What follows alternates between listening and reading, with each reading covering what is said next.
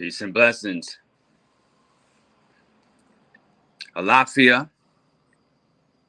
Greetings to all my family. This is your brother. Falowo Fayemi Adishayo Opayami.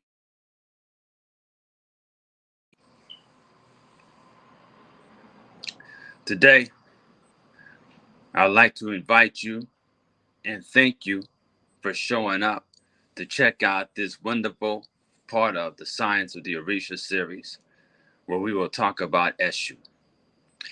The Science of the Orisha series will explore how the Yoruba deities operate in the world as forces of nature. This series will also cover their function not only as spiritual beings, but also as factors that shape our environment as well as our psychological makeup.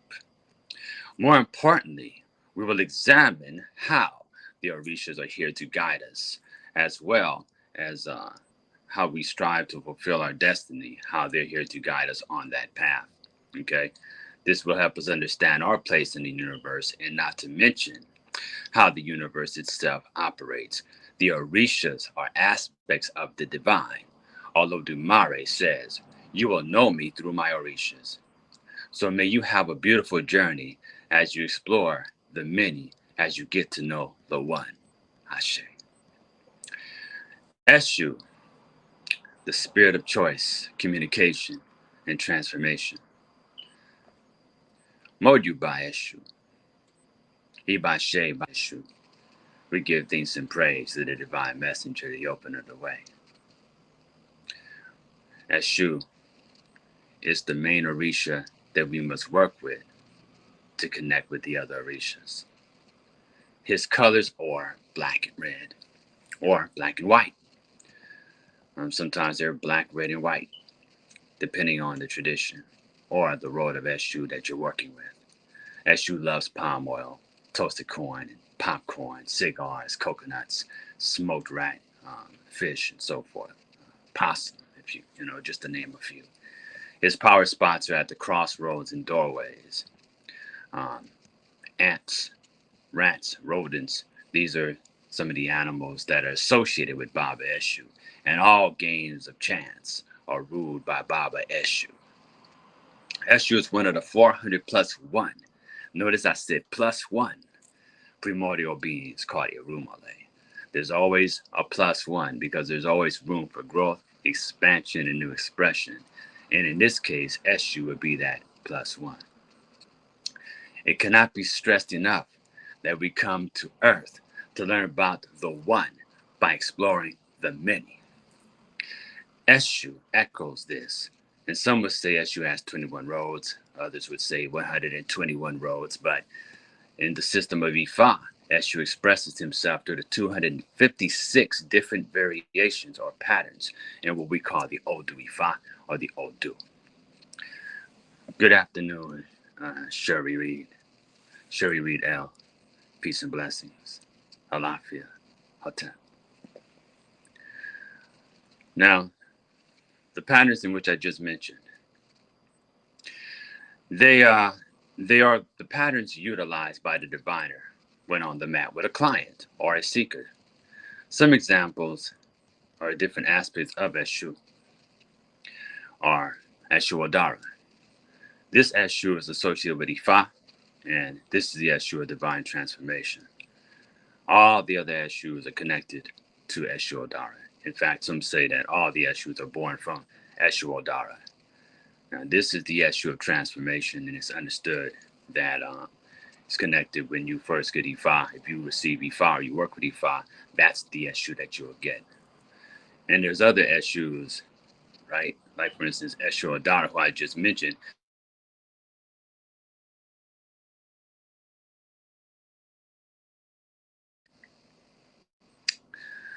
There's also Eshu Bode or Eshu Oni Bode. This Eshu sees to it that you're clear on what you're going to do as you're going to take that journey from heaven to earth. So before you incarnate, you talk to this aspect of Eshu about how you're planning your life. Okay? And then when you transition back to the other side, he's going to give you your life review in case you may have to come back and fix a few things. And there's also a female aspect of Eshu. In fact, there are female aspects of Eshu, okay? So Eshu can transcend gender, like many other Orishas and spiritual forces in African traditions do. So this female aspect of Eshu is Anaki, and she keeps all the other Eshus in line to make sure that they're functioning correctly. So as an Orisha, Eshu is one of the most important deities of the Yoruba people. The Yoruba speak one of the languages classified as Niger-Congo, or that is the Niger-Congo family of languages. So when it comes to working with the Orishas such as Eshu, is a force that makes it possible to deliver messages in any language. Now, the origin of the veneration of Eshu emerges out of Ketu in Nigeria and has spread to many parts of the diaspora. This includes the Caribbean, Cuba, Brazil, the US, and so forth. Therefore, Eshu plays a major role in the traditions of Isheshe, Lukumi, Santeria, Vodun, Umbanda, and Kimbanda, and so forth. The name Eshu is translated to mean gatherer of a multitude or a great multitude. Some say Eshu is a sphere.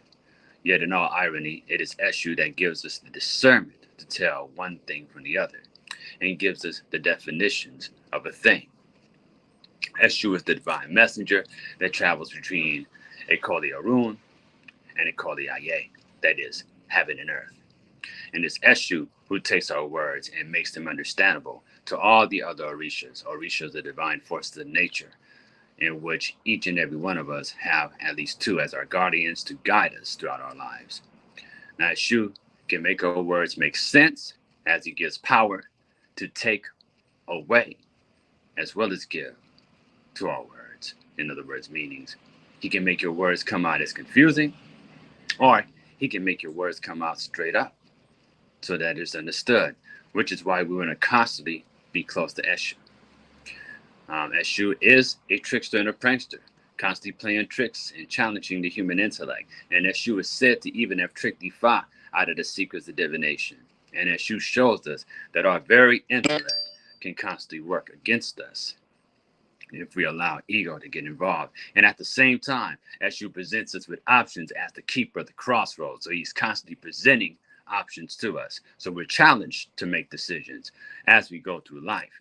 And we find ourselves in situations where we may not want to make any decision at all. Yet we are here to the point that you have to make a decision. In this situation, you're damned if you do and damned if you don't, right? And this is why it's good to develop a good relationship with Baba Eshu to prevent us from continuously getting caught up in such dilemmas. But sometimes these things are not avoidable, okay? We still have to learn life's lessons, and many of these lessons, they'll come across as harsh. And it's these challenging situations that test and shape our character, right? We want to develop the balanced character, Ewa Puele. So each and every one of us are here to balance character, learn how to have balanced character, and Iwa Rewe, good character, okay? So Eshu also teaches us to learn how to use our words wisely, to be mindful of the things in which we say, okay? Peace and blessings, Natalie. So we were to be mindful of our words. These are the thoughts in the form of sound, as well as the words that we write down. You want to be mindful of that because you don't want to literally cast a spell on yourself by using the wrong words, even when it comes to addressing yourself. I remember earlier telling us in another video that you want to be careful of even the things that you say to yourself, because everything you say to yourself is kind of like a prayer. So you want to make sure that you're saying good things about yourself and good things about others. Okay?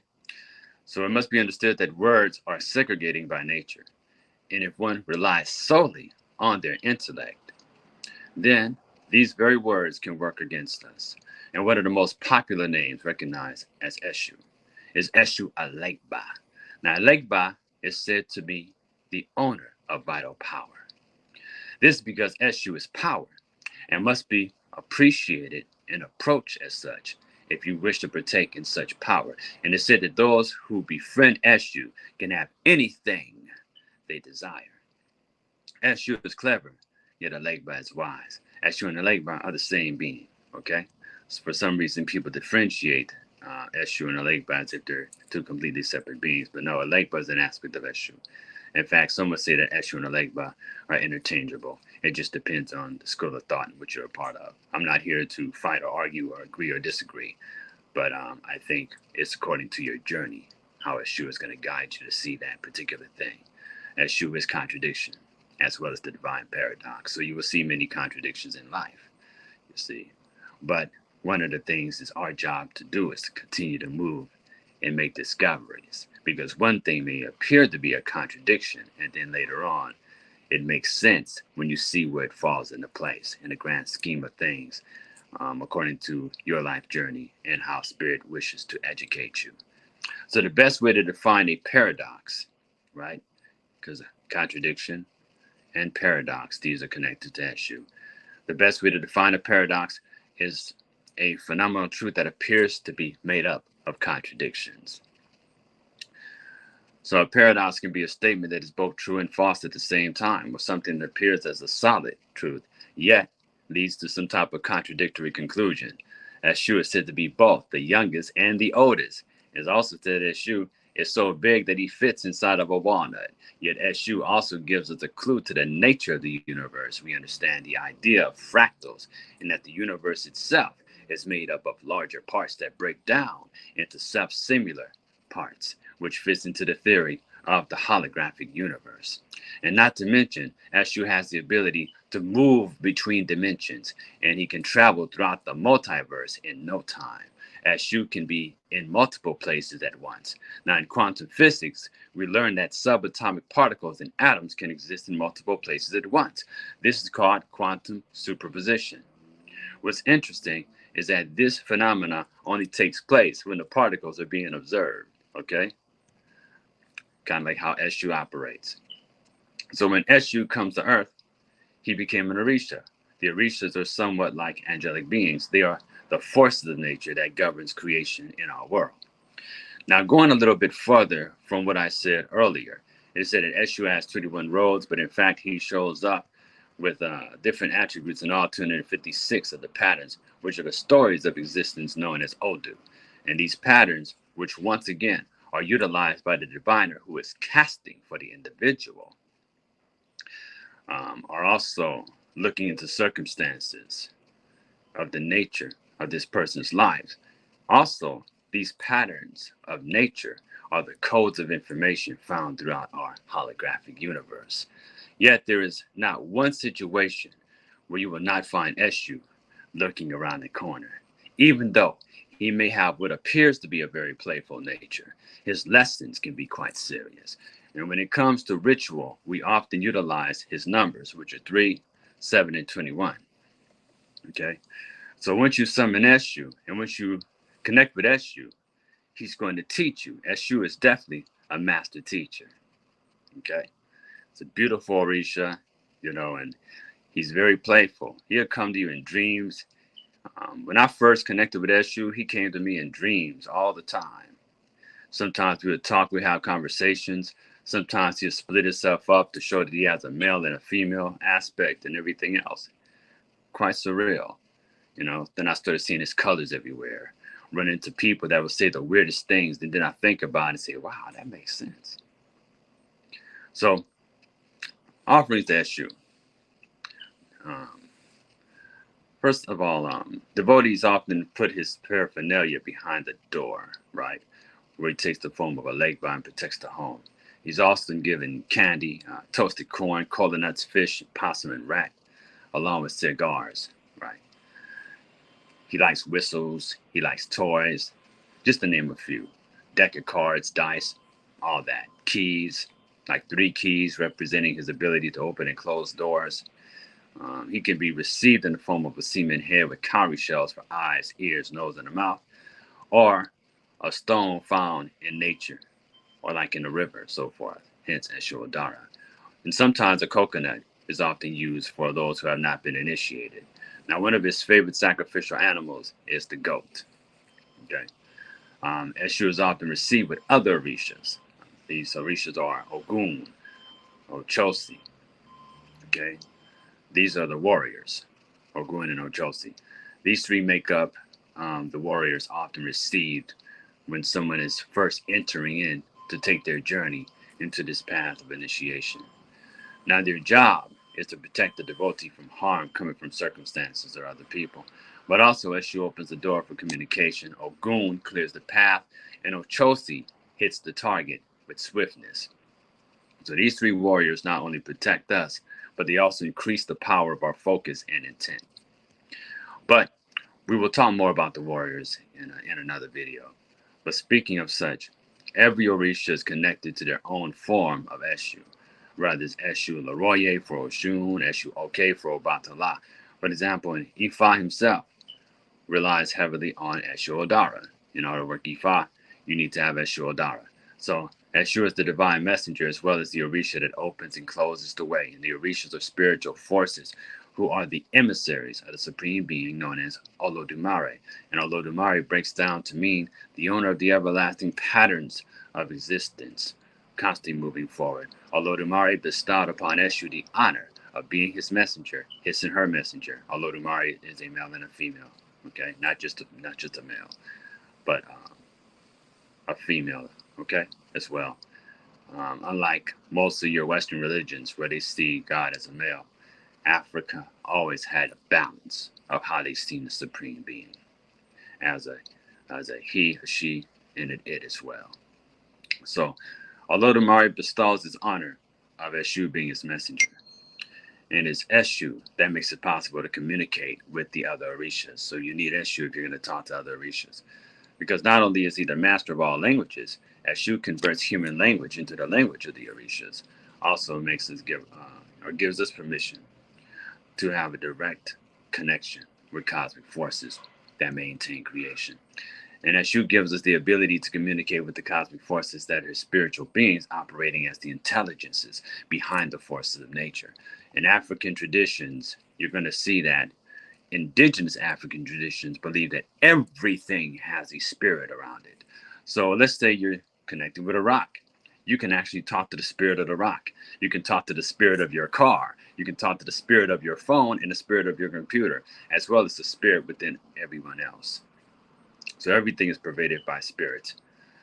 And, Westerners call this animism. So a lot of times people get confused by what that means, because at first it makes it sound like you're worshiping animals because it's called animism. But no, you're actually paying homage to the animating force within all things, which is spirit, which pervades all things from the African point of view. So through rituals and voice command, we can activate events to take shape in the world. And it's through the power of the word that things can be brought into manifestation. And this is why we must always be careful of the very things in which we utter, because Eshu is always listening, and our tongue can either make us or break us. And that's right. Even our conversations we have with ourselves, let alone those we have with others, are two different forms of prayers. Okay? They can be heard by Eshu at any moment. This is why Eshu loves gossip. And it said that Eshu has so much fun with gossipers that he brings forth confusion, distrust, division. Eshu loves exposing those who are involved in gossip. So Eshu is also known to bring confusion towards us when we continue to try to cheat the laws of divine wisdom and the universal laws of Olodumare. Hence, we deal with Eshu B. Eshu B sends out the punishment of those who break the laws of nature and the laws of the universe, trying to be slick and do our own thing, when we have been warned and told not to. But you see, a lot of us want to cheat. And this is why a lot of us run into, fake priests and those who want to get your money. Because a lot of us want to cheat. A lot of us want to buy a title. And end up buying this title and have no ashe. Don't have the ability to make anything manifest. We just have a title. So this is why it's important for you to have the discipline to work on your own spiritual growth and development. Not just talk about it, but do it and live it. You see, from time to time, it's good for you to take a spiritual bath, or take some fruit to a tree, or leave some candy at a crossroads. Connect with your ancestors and talk to your ancestors. You see, all this is important for your spiritual development, because no matter how much we want to pretend, the universe knows. Okay? And people are going to pick up on the very things you do, because the things that you do the most, the habits that you have, sends out a signal to the universe and to others around you. So even if you lie to them, they're still picking up on the signals that may say the opposite of the things that are uttered by your tongue. So just be mindful of that. So it's important to speak truth, let alone your truth. Eshu helps us to do so. And we speak and live our truth. Speak and live our truth. We have more ashe to create and bring the desired results we wish to see in life come into manifestation. Eshu is the spirit of communication. And when you see two people saying the same thing but arguing with each other because they fail to actually listen to this, that's an Eshu situation. Um, Eshu exposed this society's illness in order for them to be treated. But we cannot treat them if we fail to acknowledge them. And this is what makes Eshu the master teacher. He teaches us by creating the circumstances around us where these lessons are to be learned. And we find ourselves at the crossroads. By working with your Orisha, communication with others can be made a whole lot smoother. However, if there's a disconnect with you and Eshu, you may discover that the words that you utter may not only cause confusion to the other person, you may not understand the words being spoken to you either. And this is an indication that the power center in the throat needs to be energized. This and what you would need to work with is obviously Eshu. Sometimes it's good to take some cool water and go and pour it down at the crossroads and say, Eshu, I need you to cool off for now. You know, things are getting a little bit too hectic for me. And speak to Eshu with respect. Let Eshu know, hey, you know, I want to cool it down just a little bit. Because Baba Eshu, he'll take you and just fling you right into a situation where you're supposed to learn. Okay?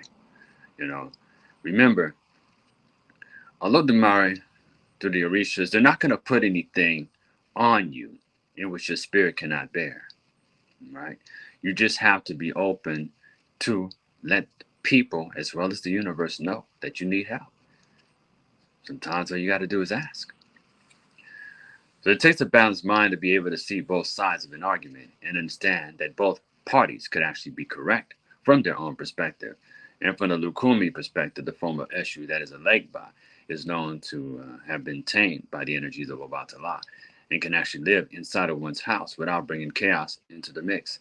And Eshu Legba is said to have been present at the beginning of creation itself. So like Orumala, who is the prophet of Ifa and the spirit of divination, Ifa and Eshu were there together, and Eshu was also there to witness the beginning of creation as well, where he is not limited to time and space. Okay, so time and space are parts of this illusion. It's illusory. So these are illusory aspects of duality in which we dwell. This duality is governed by Eshu. So in a state of transcendence, one can experience past, present, and future as a simultaneity. So when you go in depth in your meditation and go beyond the chatter in your mind, you can experience the past, the present, and the future simultaneously. But on earth, our word keeps us up, okay, in a constant schedule. We have declared that I have to be at work at such and such a time. And this particular world itself is always locking you into a schedule. So therefore, we have agreed with the construct called time. Now, time is said to be that which keeps everything from happening at once. It allows us to experience life as sequential events, as you prevents actions, all these things from taking place when we connect with Eshu and say, Eshu, I ask that you open up the way for communication. Make it so that Ogun can clear the road and Ochosi can give me focus. Eshu is always going to present us with options. Okay? And this is where you must choose. The universe, you and I verse, or the one song, the one phrase, as well as your DNA, is voice activated. For it all deals with frequencies and vibrations. In fact, the frequency is the rate of a vibration, like the sound wave, for instance. It's usually measured by seconds. These vibratory rates pervade the electromagnetic field in which we're all a part of. Now, people are constantly sending frequencies and vibrations, And it's important that we understand that we're sending out these signals because it can infect or affect the lives of others as well as our very lives and our environment. And it's with the help of Eshu that your prayers and requests will be heard.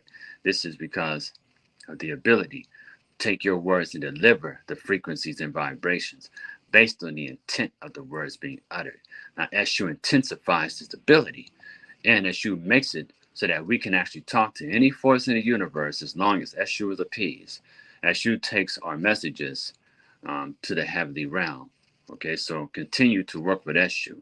Sometimes you focus on the throat chakra. Maybe you can send some energy there too, you know, because Eshu is also governing the sounds in which we utter, originating starting here, the throat.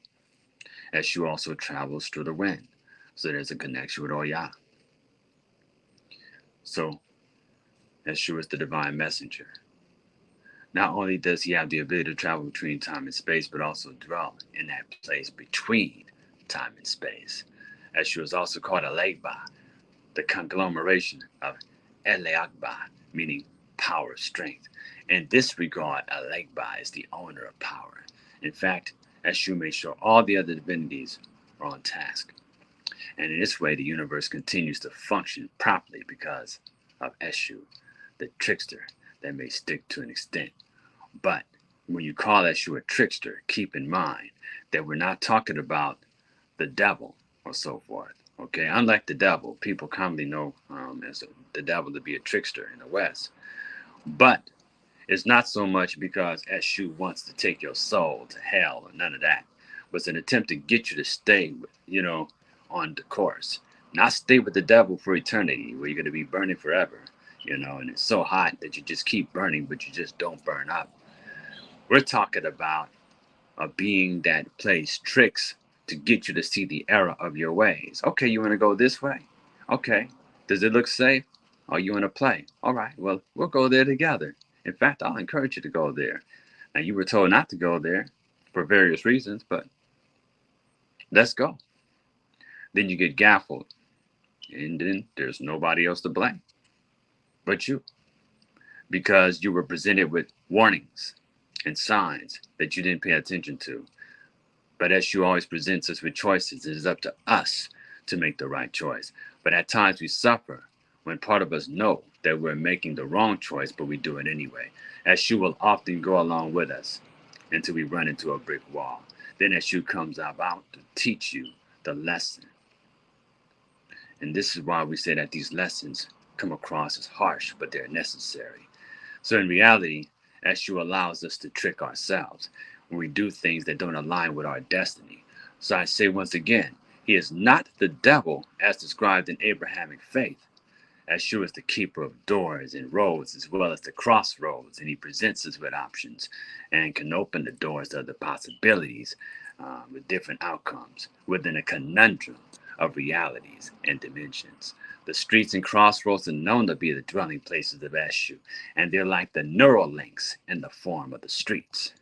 Within cities where people live and operate, oftentimes people who are homeless are identified with Eshu because they're no longer restricted to living by the norms or the rules usually enforced by the common social order. What you will find dwelling on the streets are the people of the streets. And these people are often in survival mode and have learned to rely on their wits. And this includes pimps, prostitutes, beggars, and thugs. You'll also find street artists selling their work, musicians who are very talented, and they collect money from other people who may be passing by or standing close and listening to the music that they're creating. So it's important to respect all people because you never know where you're going to encounter Eshu expressing him or herself as one of these people that I mentioned. See, so remember, God dwells within all. We live in a world of variety. Eshu takes the form of oneness of a thing and causes it to have variation. Obatala, who is the father of all the Orishas, is light and consciousness. Obatala presents the light. Eshu takes the light of Obatala, shatters it, and breaks it up into pieces. Everything you see around you is a variation of crystallized energy. light slowed down. Eshu shatters this light so we may experience uniqueness, differentiation, and variation, allowing you to become more who you are as an expression of the divine energy. The crossroads themselves are not only symbolic for the time in our lives where we have to make decisions, but they're also portals where objectivity and subjectivity interact. They're the gateways between this realm and the spiritual realm. The street, with its many crossroads and intersections, are examples of the transient nature of being.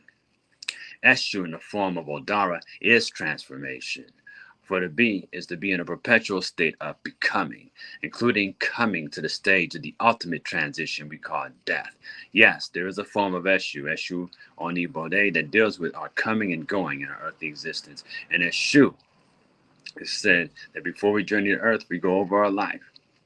With Eshu Oni Bode, after death, we encounter him again. And this time, we go over whether or not our mission is complete. Did we keep our promises? Did we do what we said we were going to do on earth? In fact, in many cases, death, Iku, is said to be one of the warlords, the Ajagun, that serves Eshu. Following behind death is sickness, loss, legal issues, financial struggles, and so forth. These warlords can wreak havoc in our lives if Eshu is not appeased. Yet, we will encounter them at some point in our lives. So Eshu is said to have an instrument called the garabato. It's kind of shaped like a stick with a hook on it, and it's decorated with its red and black beads. So this garabato, he uses this instrument to open a hole in the fabric of time and space and can travel where and when, everywhere or anywhere in time he wishes. So Eshu defies locality. He can be everywhere at once, and reminds us that reality is not static but fluid, not fixed but forever changing, as you can take any form at any time, right? In spirit, you're taking this physical form. This is the form that you agreed to have. But your mind can take many forms. You can visualize yourself becoming many different things. So the other day, we heard the sirens going by. I was talking about Ogun, but the sirens are also linked to Eshu.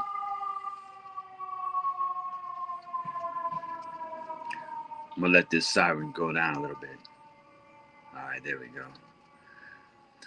So Eshu dwells in a space between dimensions. The space between subjective and objective reality. For Eshu is the Lord that transcends dimensions, yet holds them together at the same time. Eshu is the Lord of interdimensional travel, and Eshu can be found in the depths as well as the heights that hold all of our realm together. In the beginning, while form was manifesting, it began with a point, and this point divided into 2 points, then aligned to form a third point. That would include 2 more points leading to the first enclosed shape in the form of the triangle. So you have this triangle, you have 1 point, then you have 2 more points. That's 3 points. You got 3 lines, you got 3 angles, making this the first complete shape. The main number of Eshu is 3. The triangle is considered the first complete shape because it has the 3 points, the 3 lines, and the 3 angles. The universe could not function or exist if it wasn't for this number 3, for this left, right, this middle, this past, present, and future. And when it comes to the family, you have the 3 parts. You have that which is the woman, you have that which is the man, and you have the child, right? Man, woman, and child. The proton, neutron, electron. And even in Eastern tradition, when it comes to the cultivation of life force, you have your Sushumna, which is the middle part. You have the Ida and Pingala, which can be entered or connected to with your nostrils when you're breathing and you're trying to raise your life force or purify your nadis and so forth. So you have that which is part of our being is cultivated and allowing for the raising of the life force energy connected to Eshu. And there's a connection to Eshu and sexual energy, which is why he is always shown with an erect penis. So our world operates in 3s, and it is vital to our very existence that we understand this sequence of numbers. And it's this number that is utilized to summon Eshu. To contact the female aspect of Eshu, There is the 3-section road, also known as the T-section. The masculine energy dwells at the 4-section road, also known as the crossroads. The 4-section road represents the cardinal points. It is the 4-section crossroads where the male aspects of Eshu are fed. And it's the 4 corner points that deal with the 4 elements, which are actually the 4 functions that take place as movement in our universe. And we can acknowledge Eshu by leaving sweets, toasted corn, and cigars at the crossroads. Now, Eshu wants to teach you who you are. And Eshu also wants to teach you what your role in this world is about. But Eshu will also lead you to new discoveries of buried treasures of knowledge and information. And it's your destiny. Eshu will gladly teach you anything that you need to know. So with that, I like to end with a song.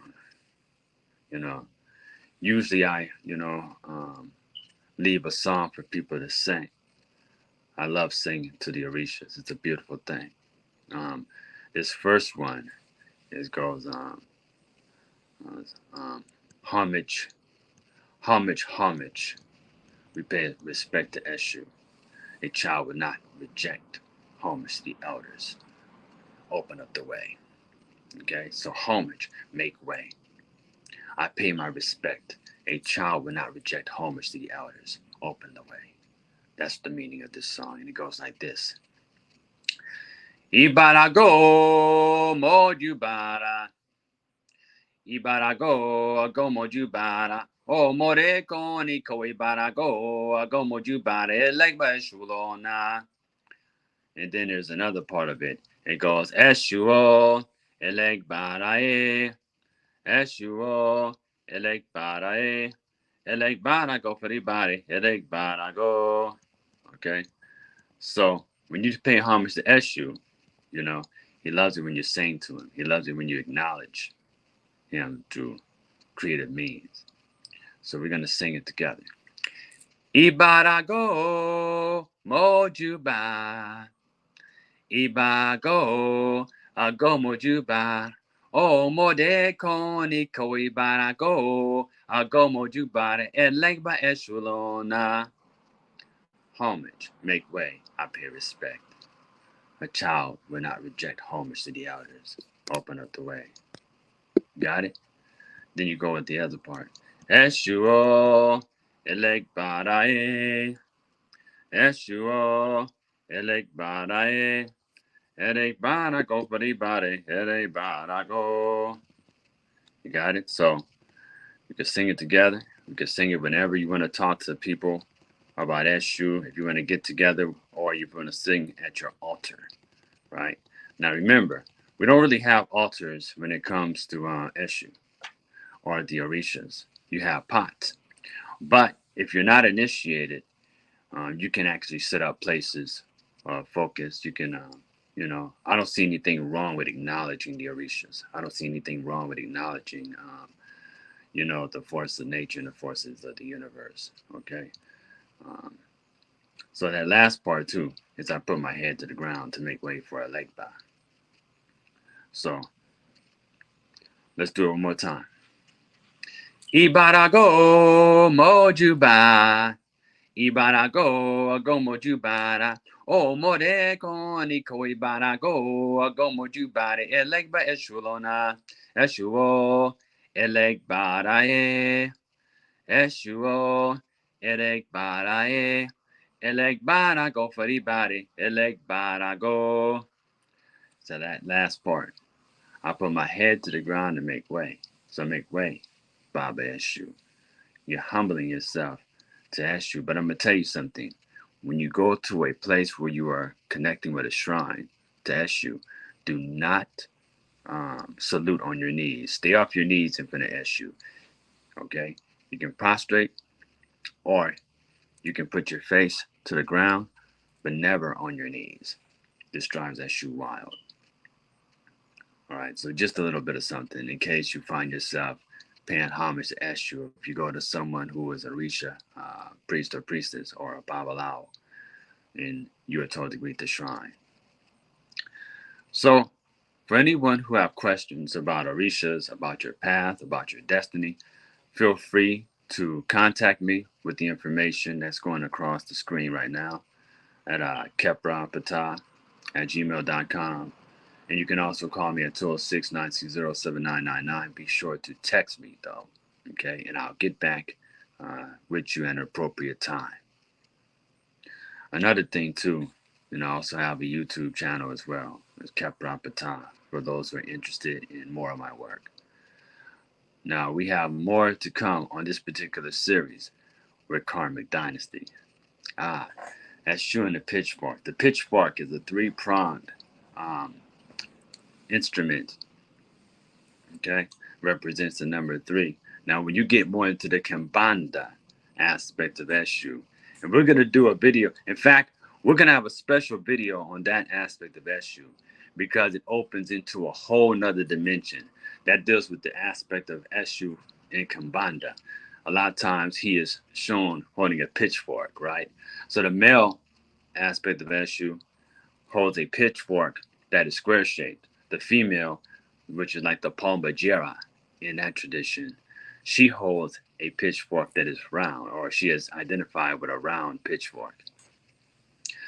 And a pitchfork represents a whole lot of things too, That pitchfork represents, of course, the number 3, because it's a 3-pronged pitchfork, but you're also dealing with the 3 aspects of the self, with the mental plane, the physical plane, the spiritual plane. So Eshu's ability to travel between these 3 worlds, as well as being a weapon. But that pitchfork symbolizes a lot of things. Now, you're not going to really find depictions of Eshu with a pitchfork outside of the Brazilian tradition. And one of the reasons why is because they were calling Eshu the devil in Brazil. So what they decided to do said, okay, well, you're going to say Eshu is the devil. Okay, well, you don't need to be a part of our mysteries, no way. And they was also identifying with Eshu as being the villain. Well, he's the villain. If you identify him with the devil, and we see that the church has been using their religion to oppress us, then okay. You want to say Eshu is the devil? Fine. We'll paint him that way. But they know he's not the devil. So Eshu is not the devil. The image of Eshu with the pitchfork does not mean he's the devil. Okay? But there are aspects of it where he is identified, like in Brazil, they identify him with some of the negative aspects to it. There's a positive aspect of Eshu in Umbanda, right? And then they say Kimbanda is supposed to represent the negative, but I don't really see it that way, okay? Because I'm also working with Kimbanda as well. I'll talk more about that.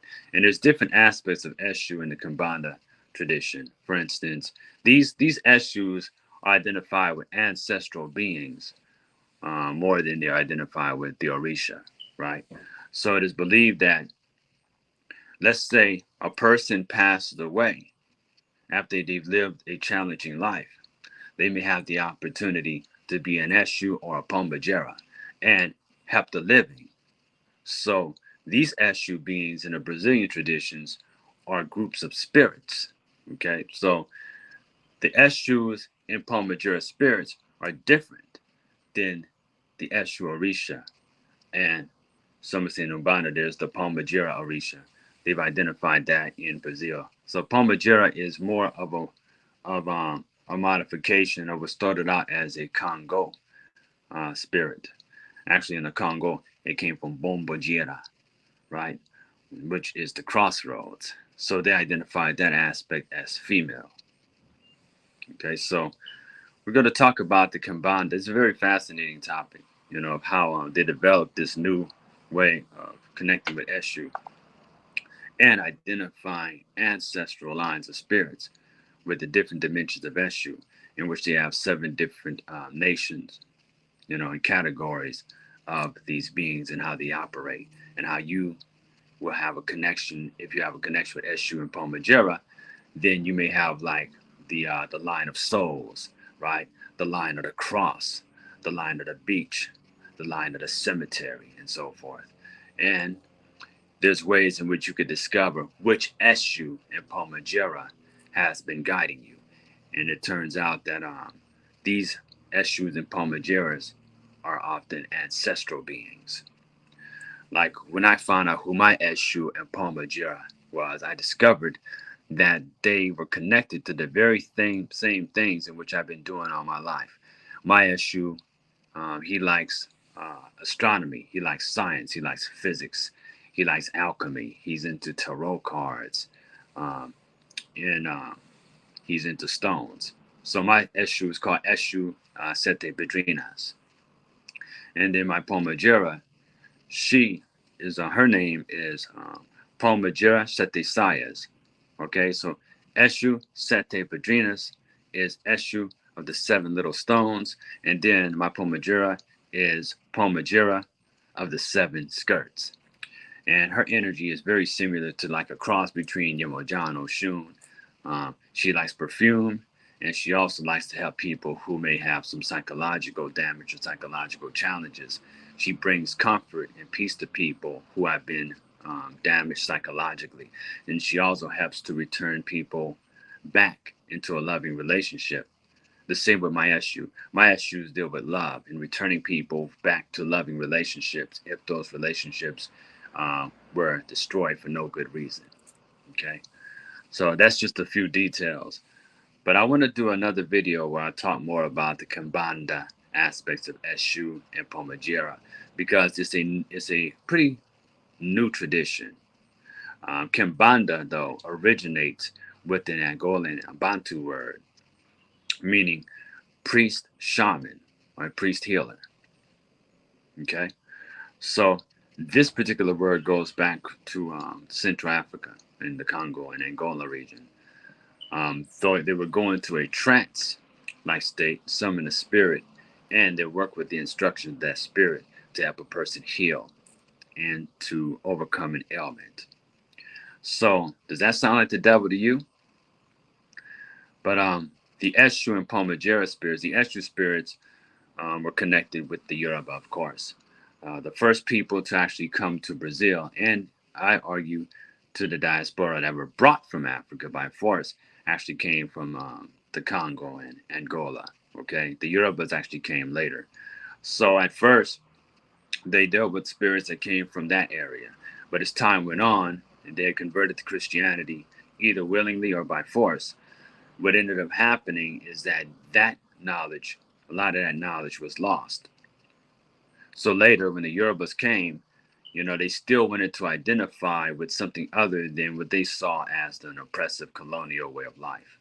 So when they went outside of Christian teachings, they saw we had this being called Eshu, who the missionaries had identified with the devil. And they adopted Eshu, not because he's the devil, but because he represented to them a form of rebellion, as well as an entity representing freedom, or the symbol of freedom. So when you study this tradition in Brazil, which is actually the coat of Eshu in Brazil, you're going to discover that they call this the tradition of freedom. So the Eshu spirits are spin-offs from Eshu the Orisha. Hopefully I was able to make that clear. But if you have any questions, feel free to let me know about that as well. Let me know about your questions around that. Again, my number is 206-960-7999. My email is keprapatah@gmail.com. That's KHEPRA.PTAH. So until next time, family, may you have a wondrous, productive day. May you continue to grow and expand. May you have a beautiful journey on your spiritual quest. Until next time, Adabo. Ashe.